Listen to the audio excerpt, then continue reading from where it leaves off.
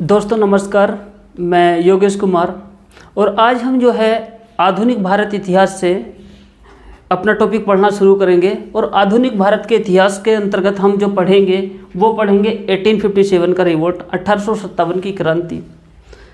अब आप ये कहेंगे कि 1857 की क्रांति से पहले का इतिहास कहाँ है। वो दरअसल वो क्लासें हम बाद में लेके आएंगे। हम फिलहाल जो है 1857 की क्रांति से लेकर और जितना भी आधुनिक भारत का इतिहास है उसको हम कवर करेंगे इस क्लास सीरीज में। और ये जो क्लास सीरीज है आपके कॉम्पिटिटिव एग्जामिनेशन के लिए बहुत महत्वपूर्ण है, जिसके अंतर्गत आप यदि यूपीएससी की तैयारी करते हैं, यूपीएससी के एग्ज़ाम में ये काम आएगा।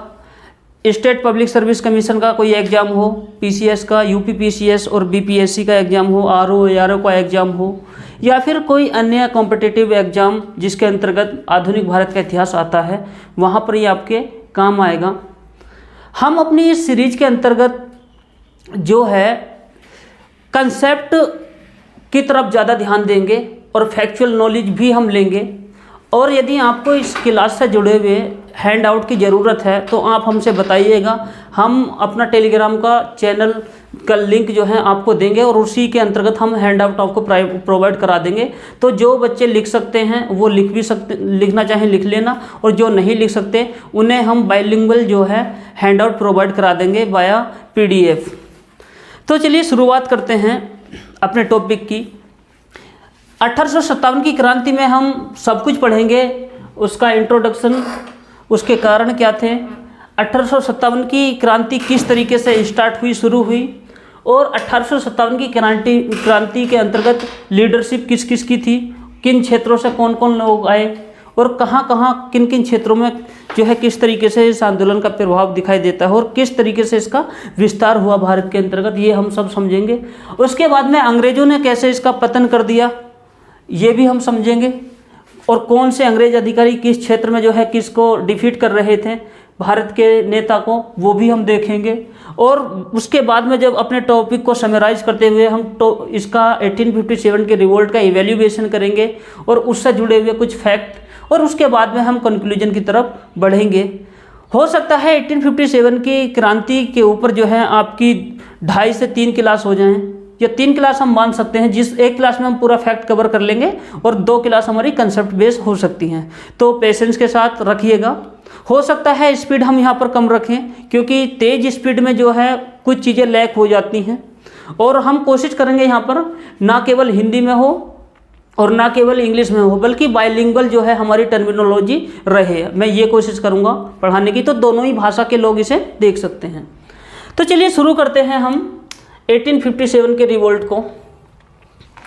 यदि हम भारत में ब्रिटिश इतिहास की बात करें, कॉलोनियल एरा की बात करें, तो कॉलोनियल एरा जो है भारत के अंतर्गत ब्रिटिश लोगों ने भारत में डायरेक्ट रूल नहीं किया।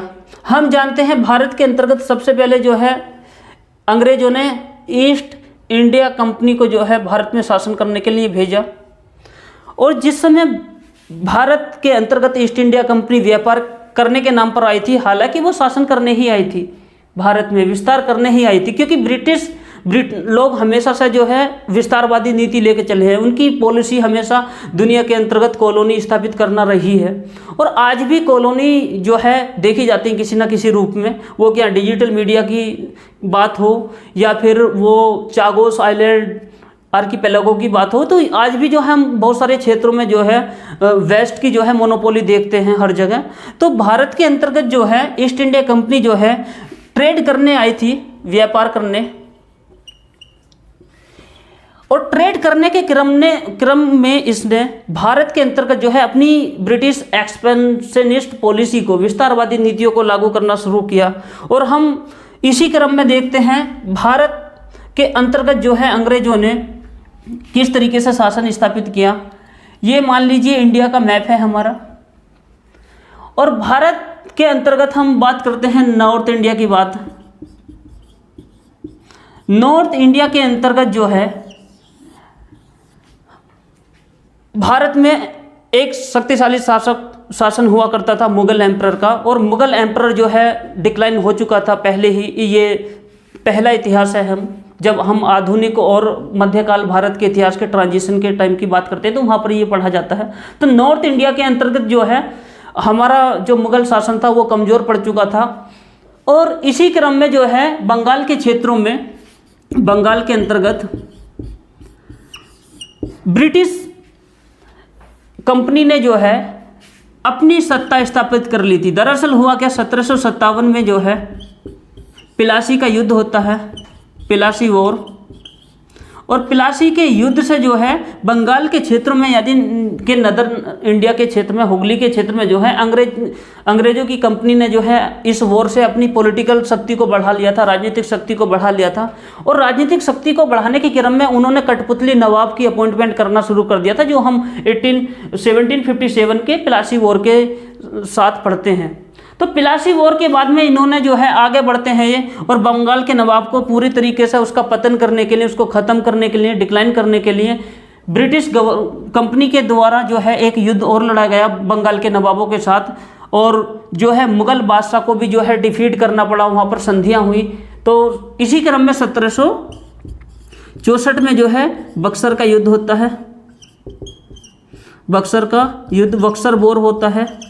और इस बक्सर युद्ध के अंतर्गत अंग्रेज जो है संपूर्ण रूप से जो है बंगाल के क्षेत्रों में अपनी सत्ता को काबिज करने में सक्षम रहे थे, और बंगाल में ये बात जो है एकदम से खारिज हो गई कि अब कोई भारतीय बंगाल के अंतर्गत शासन कर सकता है, क्योंकि अंग्रेजों ने क्या किया, बक्सर के युद्ध के बाद में जो है बंगाल के नवाब और इलाहाबाद के नवाब और साथ ही साथ जो है मुग़ल एम्परर से इन्होंने संधि कर ली, जिसे हम जानते हैं इलाहाबाद की संधि। इलाहाबाद की संधि किस किस के बीच में हुई थी, क्या प्रभाव हुए, क्या इसके जो है प्रोविजंस थे, ये हम पढ़ते हैं इलाहाबाद की संधि के साथ। दैट मीन्स जिस समय बंगाल का एक्सपेंशन कर रहे थे अंग्रेज लोग, कंपनी के लोग, तो उस समय हम पढ़ते हैं। ये टॉपिक यहाँ का नहीं है, लेकिन यहाँ पर इसका बेस हमें बनाना है 1857 का, इसलिए हम इसको थोड़ा सा जान रहे हैं। तो इलाहाबाद की संधि से क्या हुआ, इलाहाबाद की संधि के जो प्रावधान थे, इन्होंने भारत के अंतर्गत जो है द्वैध शासन को स्थापित कर दिया था।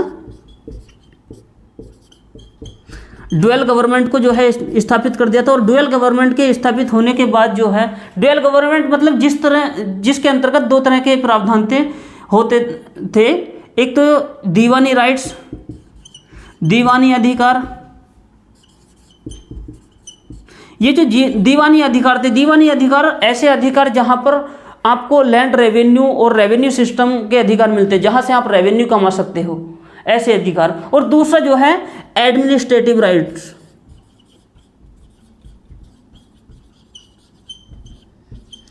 प्रशासनिक राइट्स। तो यहाँ पर जो है इस दौरान बंगाल के एक्सपेंशन के दौरान, जिस समय बंगाल का जो है विजय प्राप्त की अंग्रेजों ने, उस समय पर ये प्लासी का वॉर, इलाहाबाद की संधि और बक्सर का युद्ध जो है महत्वपूर्ण थे। और माना जाता है कि 1757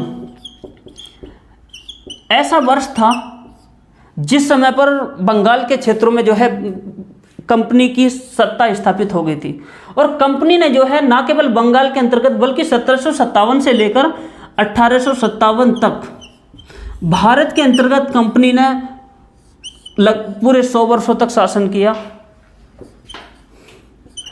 100 वर्षों तक शासन किया, रूल किया कंपनी ने।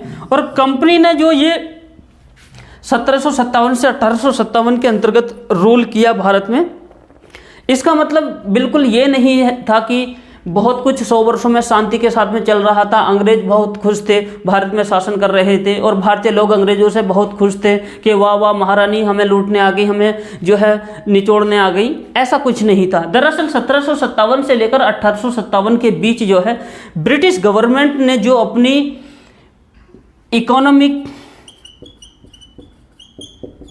पॉलिसी और अपनी जो पॉलिटिकल पॉलिसी को स्थापित भारत में किया, इन नीतियों से भारत के अंतर्गत जो है भारतीय लोग, जिसके अंतर्गत हम कह सकते हैं जो शिल्पकार हुआ करते थे, आर्टिस्ट हुआ करते थे, जो किसान हुआ करते थे, फार्मर्स हुआ करते थे, जो हमारे अपने आदिवासी भाई थे, और हमारे जमींदार भाई और साथ ही साथ हमारे सैनिक वर्ग जो था, ये सभी लोग कहीं ना कहीं ब्रिटिश गवर्नमेंट की जो लैंड पॉलिसी हुआ करती थी, जो इकोनॉमिक पॉलिसी भारत में लागू की गई और जो अपने पॉलिटिकल पॉलिसी भारत में लागू की जा रही थी, इन्हीं के कारण 1757 से लेकर 1857 के बीच जो है भारत में बहुत सारे विद्रोह देखने को मिलते हैं कंपनी के खिलाफ, जिसके अंतर्गत जो हम जानते हैं 3 तरह के विद्रोह जो है कंपनी के खिलाफ 1857 की क्रांति से पहले हुए, जिसे हम जानते हैं सिविल या नागरिक रिवोल्ट, मिलिट्री रिवोल्ट,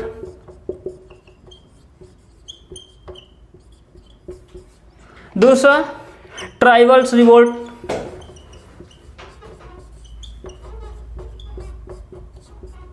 और तीसरा जो है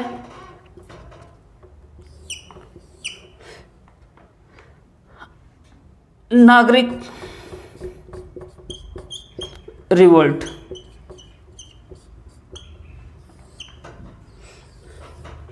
भारत के अंतर्गत जो है 1757 से लेकर 1857 की क्रांति होने से पहले तक जो है कई तरह के रिवोल्ट हुए, जिसमें पावना विद्रोह जैसे हम पढ़ते हैं, कोया विद्रोह, पहाड़ी विद्रोह, इस तरह के विद्रोह पढ़ते हैं। ये 1857 की क्रांति से पहले विद्रोह हैं जो हम पढ़ते हैं, वो हम अभी नहीं देखेंगे, क्योंकि हम केवल बेस तैयार कर रहे हैं हमारा 1857 को पढ़ने के लिए।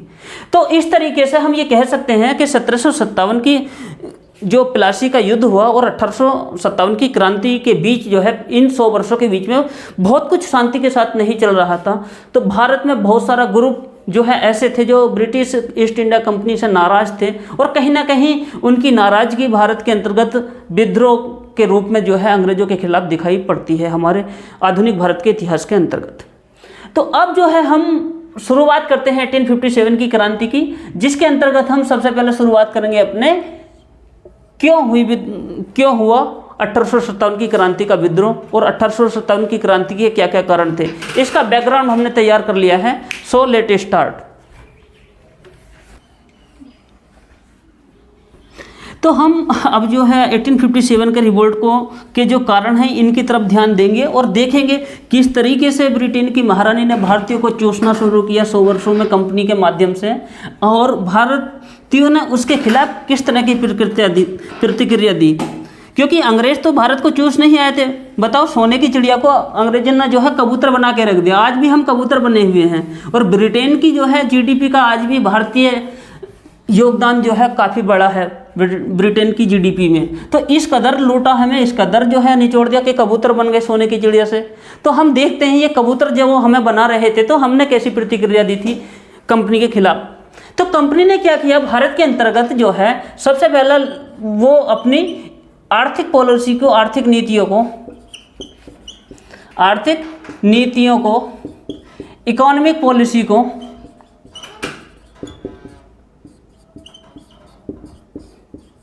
इकोनॉमिक पॉलिसी भारत के अंतर्गत जिस तरीके से ब्रिटिश लोग लागू करते हैं, दरअसल इकोनॉमिक पॉलिसी के अंतर्गत कंपनी ने जो है भारत के अंतर्गत भारतीयों को लूटने के लिए जो है, भारत से धन कमाने के लिए क्या किया, एक भारत के अंतर्गत न्यू लैंड रेवेन्यू सिस्टम लेके आते हैं। न्यू लैंड रेवेन्यू सिस्टम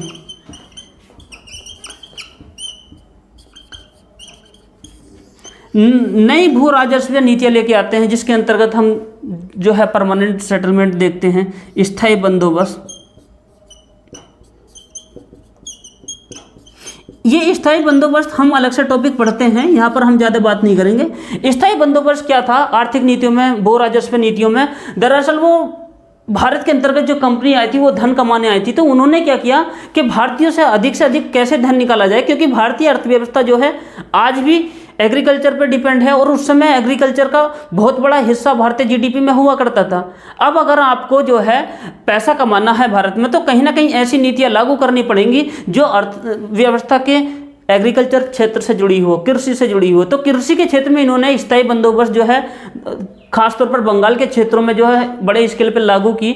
स्थायी बंदोबस्त के अंतर्गत जो क्या करते थे ये लोग, इन्होंने जो है जो लैंड रेवेन्यू है, लैंड रेवेन्यू के जो है अत्यधिक दरें जो है भारतीयों के ऊपर थोप दी, और भारतीयों के ऊपर अत्यधिक दरें थोपने के दौरान इन्होंने कहा जो भी किसान से जो है, फार्मर से जो है हम वो लेंगे, लैंड रेवेन्यू लेंगे, उसका 1/11वां भाग तो मिलेगा किसको? जमींदार को। और इस पॉलिसी के तहत जमींदार जो है ज़मीन का मालिक बना दिया इन्होंने, जिससे क्या हुआ, भारतीय किसान जो है नाराज होने लगे, भारतीय किसानों का जो है ज़मीनी अधिकार चला गया, और 10/11वां भाग जो है इसके अंतर्गत जाता था अंग्रेजों को।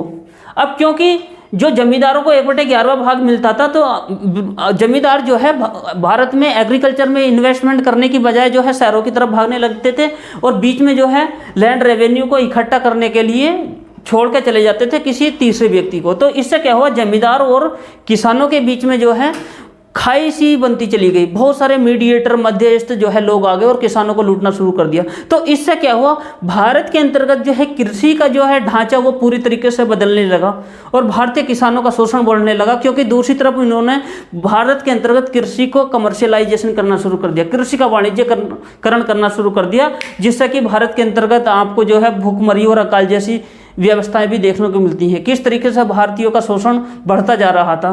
तो इकोनॉमिक पॉलिसी में एग्रीकल्चर के क्षेत्र में जो किसान नाराज हो रहे थे, कहीं ना कहीं अब वो उनके अंग्रेजों के खिलाफ जो है इस रूप में विद्रोह के रूप में वो नाराजगी व्यक्त होगी आगे चल के।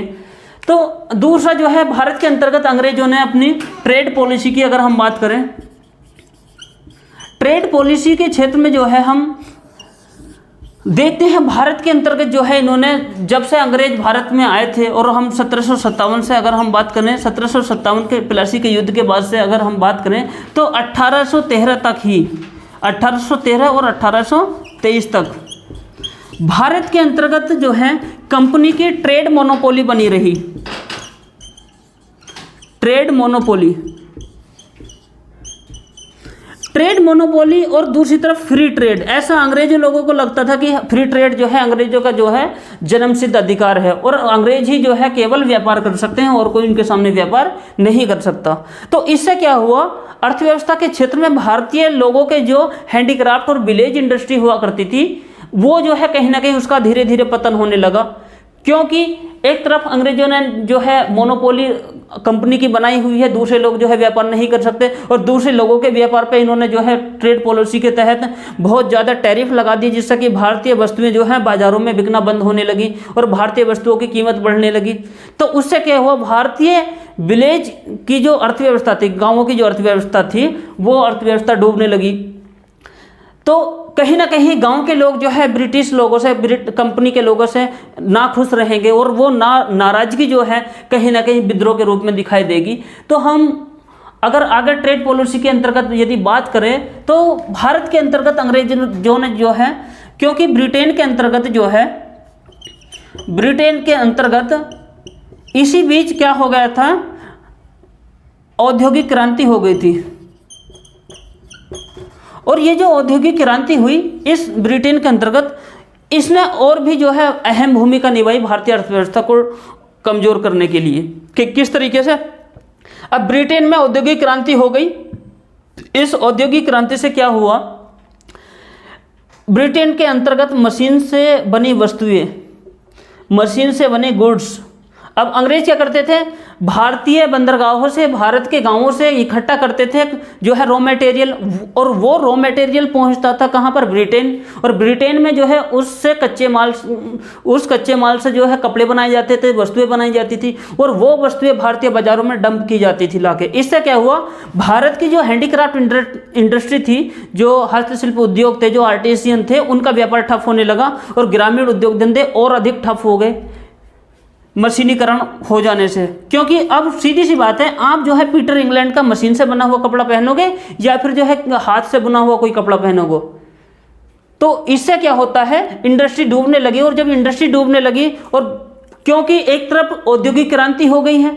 दूसरी तरफ आपने अर्थव्यवस्था के अंतर्गत अपनी औद्योगिक का मशीनीकरण कर दिया, तकनीकी तौर पर आप प्रोडक्शन और उत्पादन करने लगे हो।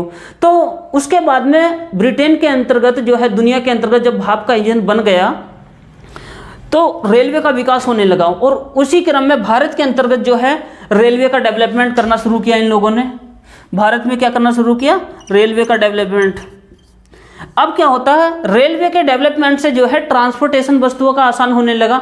अब भारतीय बंदरगाहों तक जो है गांवों का कच्चा माल पहुंचाना तेजी से पहुंचने लगा, और वहीं ब्रिटेन से जो एक्सपोर्ट की गई हैं भारत के अंतर्गत वस्तुएं, वो जो है भारत के दूर दराज के गांवों तक ब्रिटिश वस्तुएं पहुंचने लगी। तो इससे और ज़्यादा भारतीय घरेलू अर्थव्यवस्था को झटका लगा, और वो झटका जो है कहीं ना कहीं अब समझ सकते हैं विरोध के रूप में दिखाई देगा। तो कहीं ना कहीं जो इकोनॉमिक पॉलिसी जो रही है हमारे ब्रिटेन की भारत में, तो उन पॉलिसियों ने, उन नीतियों ने भारत में कहीं ना कहीं बहुत ज़्यादा नुकसान किया। और वो नुकसान जो है कंपनी के खिलाफ 1857 के रिवोल्ट में व्यापारियों की नाराज़गी हो, किसानों की नाराज़गी हो, जमींदारों की नाराज़गी हो। जमींदारों की नाराज़गी क्यों? क्योंकि उनकी जमींदारी चली गई। जब हम इकोनॉमिक पॉलिसी अलग से पढ़ते हैं तो उसमें पढ़ाया जाता है। हम यहाँ पर जो है ओवरव्यू ले रहे हैं इकोनॉमिक पॉलिसी का केवल। हालांकि हम जितनी भी ये पॉलिसी हैं, 3 तरह की पॉलिसी इकोनॉमी में थी, 3 तरह की लैंड रेवेन्यू पॉलिसी थी भारत में, वो हम सब अलग से पढ़ते हैं। इस क्लास में नहीं पढ़ सकते उसको। उसका रीजन है क्योंकि हमें 1857 के रिवोल्ट का बैकग्राउंड और कारण देख रहे हैं, तो बस उतना ही देखेंगे जितना हमारे एग्जाम में, मेंस में लिखने के लिए हो या टॉपिक को समझने के लिए जरूरी हो। तो आर्थिक नीतियों ने भारत की अर्थव्यवस्था को तबाह कर दिया। इसीलिए भारत के अंतर्गत जो है क्या होता है, ब्रिटिश गवर्नमेंट के खिलाफ भारत में आवाज़ उठना शुरू होती है। ये हमारा जो है पहला कारण था भारत के अंतर्गत 1857 को रिवोल्ट को शुरू करने के लिए जो है काफ़ी था।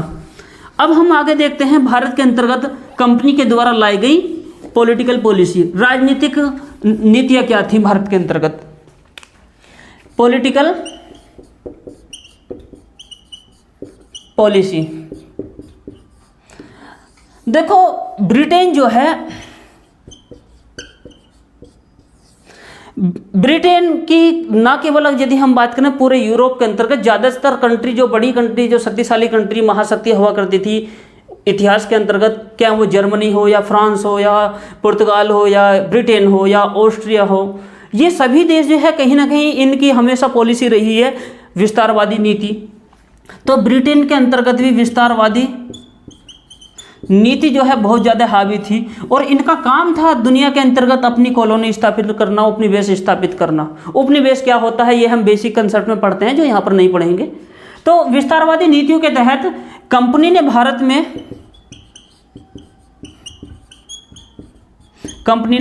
भारत में अपना विस्तार करने के लिए,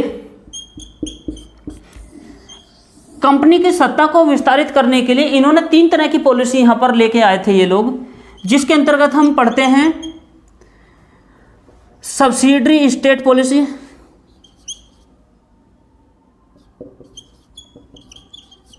सब्सिडरी पॉलिसी, स्टेट पॉलिसी, सहायक संधि।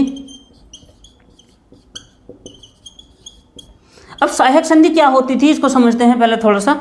सहायक संधि के अंतर्गत जो कंपनी के द्वारा जो कंपनी के गवर्नर जनरल भारत में वायसराय के रूप में आते थे, तो ये लोग क्या करते थे, इन्होंने क्या किया, भारतीय राज्यों के साथ, हाइपोथेटिकली हम करते हैं, एक एग्जांपल से समझते हैं। ये मद्रास है,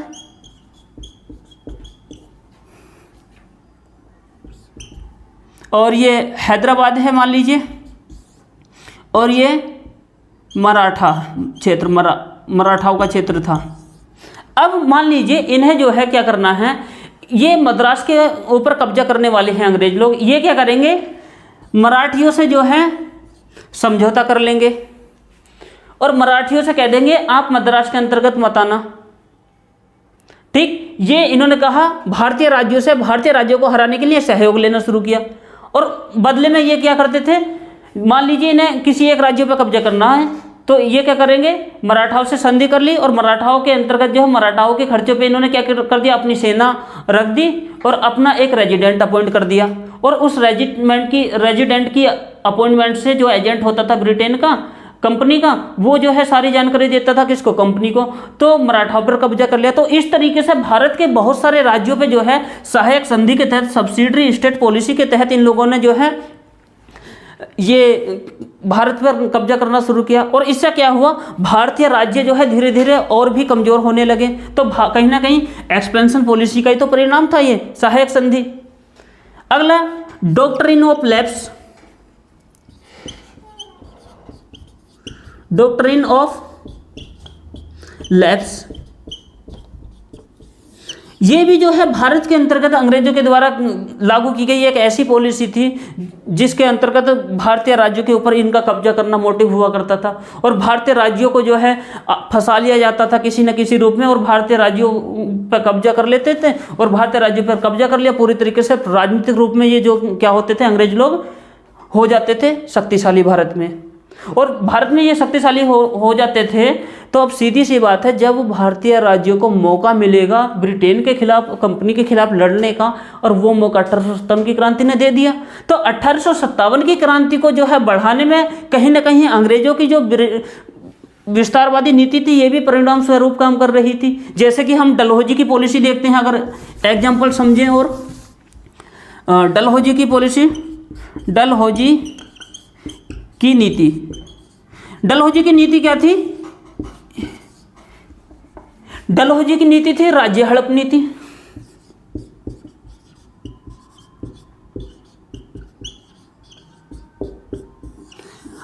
डलहौजी ने क्या किया भारत में? जैसे कि झांसी, डलहौजी ने किया कि भारत के ऐसे राज्य जिनका अपना कोई सक्सेसर या उत्तराधिकारी नहीं है, तो वो व्यक्ति, भारत में क्या होता था, अगर किसी राजा का उत्तराधिकारी नहीं था तो ये लोग क्या करते थे, भारतीय राज्य, ये किसी बच्चे को गोद लिया, उसको इन्होंने पाला पोसा बड़ा किया, और उसको जो है अपना उत्तराधिकारी घोषित कर दिया करते थे। जैसे कि झांसी इसमें एग्जाम्पल था। और जो है अपना अगला कौन, लखनऊ में बेगम हजरत महल का जो है यही था, उनके साथ भी उनका भी उत्तराधिकारी जो है कोई रहा नहीं था, और उनका एक कादर नाम से बेटा हुआ करता था। तो उसे, हालांकि हम जो झांसी और ये मामला है इनको हम अलग से पढ़ेंगे, लेकिन कहीं ना कहीं डलहौजी की जो राज्य हड़प नीति थी उसने जब सक्सेसर का जो मामला था उसको समाप्त कर दिया, और कह दिया कि आपका कोई उत्तराधिकारी नहीं है और आप किसी को गोद नहीं ले सकते, इसलिए हम आपके राज्य पर कब्जा करना चाहते हैं। तो धीरे धीरे जो है अंग्रेजी की जो विस्तारवादी नीति थी वो कहीं ना कहीं बहुत ज़्यादा कड़ी होती चली गई, बहुत ज़्यादा रिजिड हो गई। उसने भारतीय राज्यों को पूरी तरीके से तबाह करना शुरू कर दिया, और भारतीय राजाओं को जो है अपने राज्यों से जो है भागने के लिए मजबूर कर दिया। जैसे कि हम मराठाओं को देखेंगे, जब हम आगे पढ़ेंगे किस तरीके से विस्तार हुआ, तो मराठाओं को जो है पेंशन पर रहने के लिए मजबूर कर दिया, और नाना साहब जो है भाग के चले जाते हैं कानपुर। तो कहीं ना कहीं भारतीयों का शोषण जो है विस्तारवादी नीति ने कर दिया, और भारत के अंतर्गत अंग्रेजों ने भारतीय शासनों को पूरी तरीके से अपने कब्जे में ले लिया। तो जब भारतीय राज्यों को, भारत के राजाओं को अगर मौका मिलेगा 1857 की क्रांति में भाग लेने का, तो अंग्रेजों के खिलाफ या कंपनी के खिलाफ वो खड़े हो जाएंगे। यही कारण था बहुत सारे राज्य जो है कंपनी के खिलाफ 1857 की क्रांति में लड़ रहे थे। तो ये अंग्रेजों की जो है राजनीतिक पॉलिसी का ही परिणाम था, जिसने भारत के 1857 की क्रांति में जो है बहुत सारे राजाओं को शामिल कर दिया। क्या वो बेगम हजरत महल हो, झांसी के लोग हों, क्या नाना साहब हों, या बिहार के लोग जमींदार लोग हों, तो कहीं ना कहीं सभी लोग जो है कंपनी से नाराज थे। इसलिए जो है 1857 की क्रांति के अंतर्गत वो कंपनी के खिलाफ खड़ा हो जाते हैं। आगे हम समझते हैं इनके और क्या क्या ऐसे कारण थे जो भारत में इन्होंने कर्मकांड किए, जिनसे भारतीय मजबूर हो गए कंपनी को जो है डंडा मारने के लिए। अगले कारणों में अगर हम देखेंगे तो धार्मिक और सामाजिक कारण आ सकते हैं। धार्मिक और सामाजिक कारण।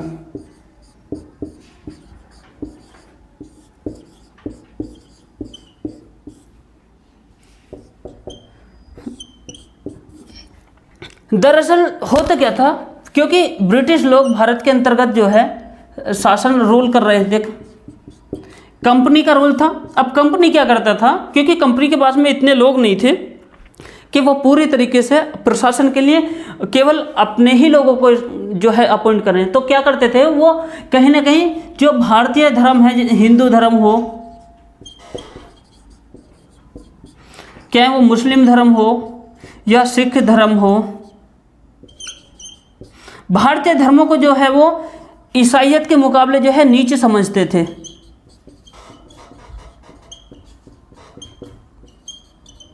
और जो है जो बड़े बड़े पदों पर प्रशासनिक तौर पर नियुक्तियां की जाती थी, यहाँ पर हम चाहे तो जोड़ सकते हैं प्रशासनिक, दोनों एक साथ हो जाएंगे, प्रशासनिक कारण, एडमिनिस्ट्रेटिव कारण। तो धर्म, पहली बात तो भारतीयों को धर्म के आधार पर जो है ईसाइयों से नीचे समझा जाता था, क्योंकि भारतीयों की तो आदत थी, भारत में जो है जो उच्च वर्ग के लोग थे वो नीचे वालों का शोषण करते थे, एक्सप्लॉयटेशन करते थे। अब इनका भी शोषण करने के लिए इनके बाप कौन, अंग्रेज आ गए थे। इन्होंने भारतीयों का शोषण, पूरे सभी लोगों का शोषण करना शुरू कर दिया। तो इनके धर्म को, हिंदू धर्म को जो है नीच बताना शुरू कर दिया, मुस्लिम धर्म के लोगों को नाराज करना शुरू कर दिया, सभी धर्मों के ऊपर हमला करने लगे। और जो व्यक्ति ईसाईयत में कन्वर्ट हो जाता था, जो व्यक्ति ईसाई बन जाता था, उसको प्रशासनिक तौर पर जो है उच्च पदों पर अपॉइंटमेंट कर दी जाती थी उसकी। और जो भारतीय धर्म से जुड़े हुए लोग थे उनको जो है बड़े पदों पर अपॉइंटमेंट नहीं की जाती थी। तो ये प्रशासनिक कारण हुआ। और सामाजिक कारण का समझे, जब आप भारत के सामाजिक कारण की बात करेंगे, भारतीय संस्कृति में जो है हस्तक्षेप करना शुरू कर दिया। कहने लगे कि भारत की सारी प्रथाएं जो है नीच हैं, भारत जो है बहुत पिछड़े हुए लोग हैं भारतीय। और ये सामाजिक तौर पे, और वाकई में हम पिछड़े हुए भी थे। हम किसके ऊपर लड़ते थे? जाति के ऊपर लड़ते थे। हम कहते थे कि जो है शूद्र व्यक्ति है वो जो है हमेशा जो है गांव के बाहर रहेगा, वो जो है यहाँ से पानी नहीं पी सकता, उसकी एंट्री यहाँ नहीं हो सकती। तो कहीं ना कहीं हमारी भी गलतियां थी, जो अंग्रेज हमारे ऊपर शासन करने में काबिज हुए। तो राज करो फूट डालो नीति का परिणाम भी तो है ये। कुछ लोगों को बांट दिया, कुछ को जो है उच्च दिखा दिया, कुछ को नीचा दिखा दिया। तो सांस्कृतिक हस्तक्षेप कहीं ना कहीं भारतीयों के अंतर्गत अंग्रेजों के द्वारा किया गया।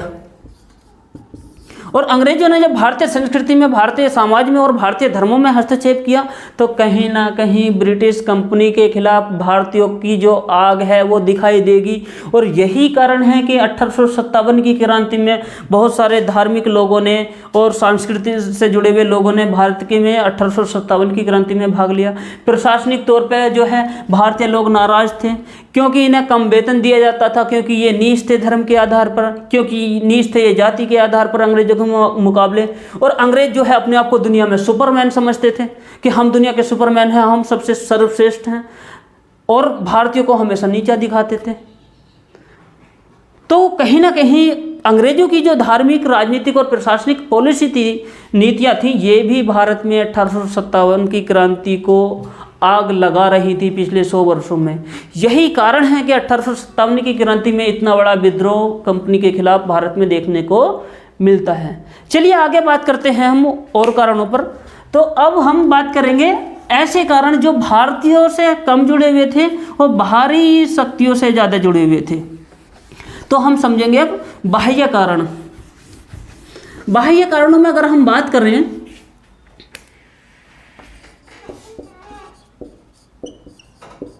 तो इसमें सबसे महत्वपूर्ण योगदान है जैसे कि फर्स्ट अफगान वॉर का। फर्स्ट अफगान वॉर भी ऐसा था जिसने जो है 1857 की क्रांति को बढ़ाने में जो है काफ़ी योगदान दिया। दोस्तों हमारी जो है यहाँ पर थोड़ी सी गड़बड़ हो गई थी, वीडियो रोकनी पड़ी, आवाज़ क्लियर नहीं हो रही थी, उसमें माइक में गड़बड़ हो गई थी। तो हम कहाँ थे? हम जो है बाह्य कारणों पर बात कर रहे थे, जो आउटर रीजन थे।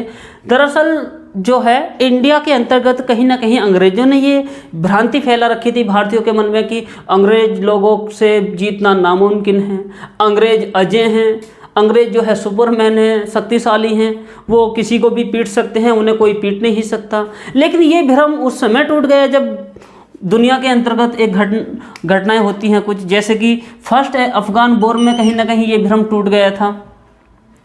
और पंजाब वॉर का कहीं ना कहीं प्रभाव था।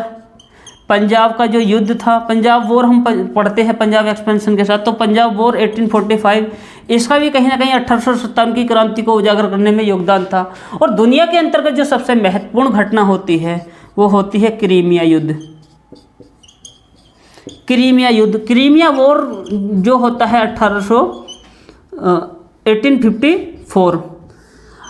क्रीमिया युद्ध के अंतर्गत अंग्रेजों को जो मार लगाई है, क्रीमिया के अंतर्गत अंग्रेजों को जो हार का सामना करना पड़ा है, और एशिया के अंतर्गत जो ये भ्रांति बनी हुई थी कि अंग्रेजों से जीतना मुमकिन ही नहीं, नामुमकिन है, ये सब भ्रम टूट गया क्रीमिया के युद्ध में। और कहीं ना कहीं जो है भारतीयों के मन में अब ये इच्छा जागृत हुई कि हम भी जो है अंग्रेज़ों से लड़ सकते हैं, और हमें एक जोश मिला अंग्रेज़ों से लड़ाई करने का, कंपनी से लड़ाई करने का। कहीं ना कहीं क्रीमिया युद्ध का ये प्रभाव रहा। ये विश्व युद्ध की घटना है महत्वपूर्ण। क्रीमिया के कीचड़ से इटली का जन्म हुआ कहा जाता है। तो ये अपनी वर्ल्ड हिस्ट्री की अलग चीज़ है, इसको हम यहाँ पर नहीं देखेंगे। लेकिन हाँ, अगर हम मेंस के लिए आंसर लिख रहे हैं तो इसका हम रेफरेंस लेते हुए लिख सकते हैं बाह्य कारणों के अंतर्गत। तो ये हमारे कुछ कारण थे अभी तक जो हमने देखा है। यदि मैं उसको समराइज करूं तो हमने आर्थिक कारण देख लिए हैं। आर्थिक कारण क्या थे 1857 के। हमने जो है राजनीतिक कारण देख लिए हैं। पॉलिटिकल कारण क्या थे 1857 की क्रांति के।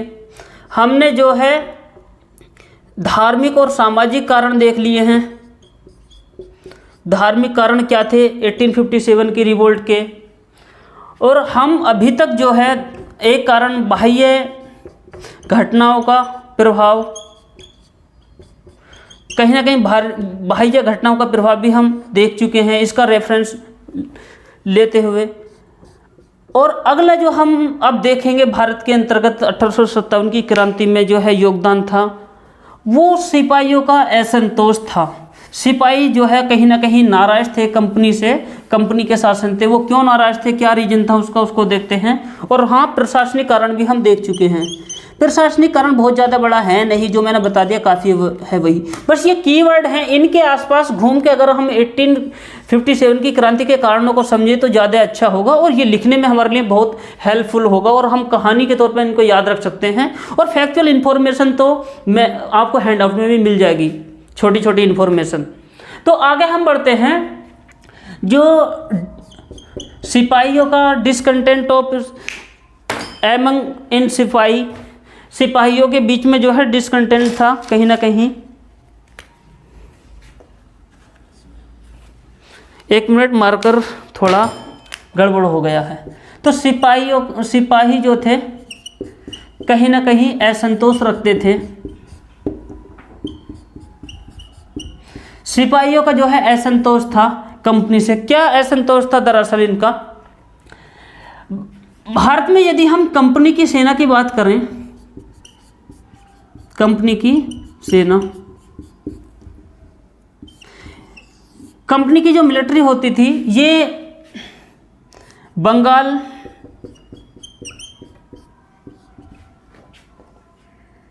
मद्रास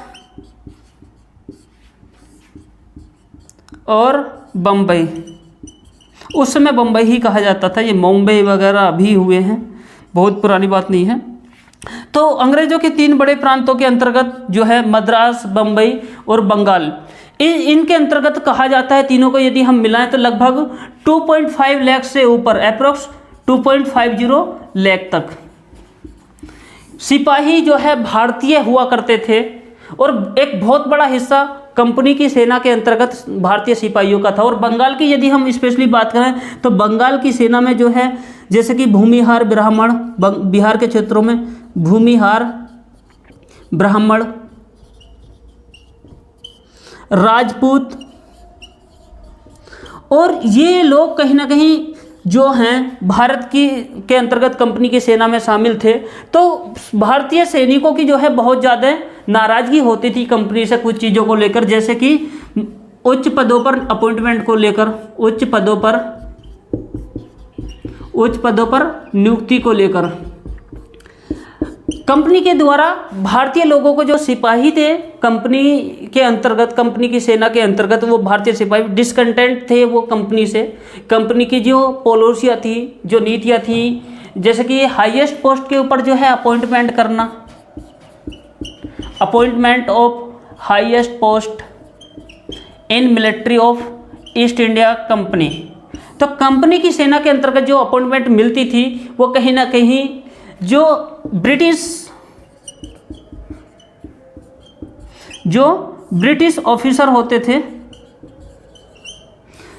और इनके नीचे ही जो है भारतीय लोगों को रखा जाता था। ब्रिटेन का कोई व्यक्ति है, ईसाईयत वाला कोई अगर पर्सन है तो उसको हाईएस्ट पोस्ट मिल गई, और जो भारतीय व्यक्ति हैं उनको जो है लोवेस्ट बहुत जो है पद मिलता था, पोस्ट मिलती थी। और साथ ही साथ जो है जो ब्रिटिश ऑफिसर हुआ करते थे और भारतीय ऑफिसर हुआ करते थे, इंडियन ऑफिसर, कहीं ना कहीं इन लोगों के वेतन में भी डिफरेंस होता था।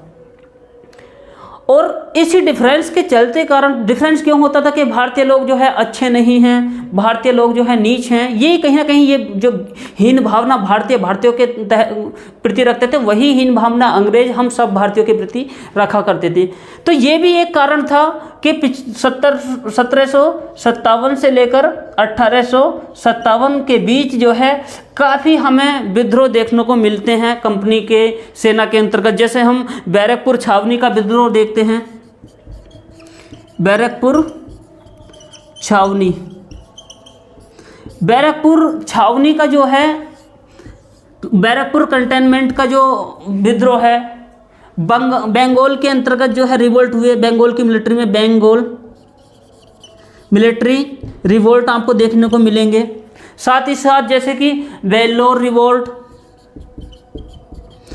वेल्लोर के अंतर्गत भी जो है मिलिट्री के आपको काफ़ी रिवोल्ट देखने को मिलेंगे बिफोर 1857। तो ये इस तरह के विद्रोह कहीं ना कहीं कंपनी की सेना में ऑलरेडी चल रहे थे। तो ये हमारे अभी तक जो हमने कारण समझे हैं 1857 के रिवोल्ट के, ये हमारे बेसिक कारण थे। और अब जो हम अगला कारण पढ़ेंगे वो पढ़ेंगे इमीडिएट कॉज ऑफ 1857 रिवोल्ट, जिसको हमें समझना है, जिसने एक प्रकार से 1857 की क्रांति में आग में घी डालने का काम किया। तो शुरू करते हैं, इसको कॉपी कर लिया सबने। चलिए आगे बढ़ते हुए हम अब शुरू करते हैं अपना इमीडिएट कॉज ऑफ 1857 रिवोल्ट। तत्कालीन कारण क्या थे 1857 की क्रांति के? देखो ऑलरेडी मैंने बता दिया आपको कि 1857 की क्रांति से पहले ही बहुत सारे विद्रोह मिलिट्री में हो चुके थे। उन विद्रोह की लिस्ट हम जो है प्रोवाइड करा देंगे फॉर दी फैक्चुअल इंफॉर्मेशन बाद में। इमीडिएट कॉज ऑफ 1857 रिवोल्ट, 1857 की क्रांति के तत्कालिक कारण। यदि हम तत्कालिक कारणों में बात करें तो दरअसल होता क्या है, ब्रिटिश मिलिट्री के अंतर्गत जो है नई राइफल आई थी, नई राइफल जिसको कहा जाता है एनफील्ड राइफल्स। तो ये जो एनफील्ड राइफल आई थी, इनके अंतर्गत क्या था, जो इनके अंतर्गत कारतूस डलता था, ये जो कारतूस है मान लेते हैं, इस कारतूस के अंतर्गत जो है खबर फैलने लगी सेना के अंतर्गत। इस कारतूस को जो है चलाने के लिए सबसे पहले मुंह से काटना पड़ता था।